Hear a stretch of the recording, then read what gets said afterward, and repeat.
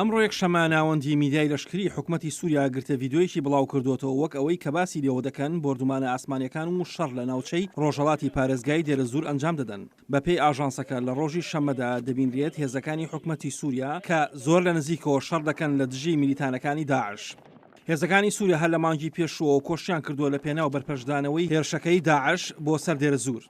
داعش تەواوی پارێزگاکەی کۆنتڕۆل کردووە تەنها بێجگە لە چەند شوێنێکی بچووکی ناوەندی پارێزگاکە و دەوروبەری فڕۆکەخانەکە. بۆردومانەکانی رووسیا پشتیوانی هێزەکانی سووریا دەکەن لە گۆڕەپانی جەنگەکەدا.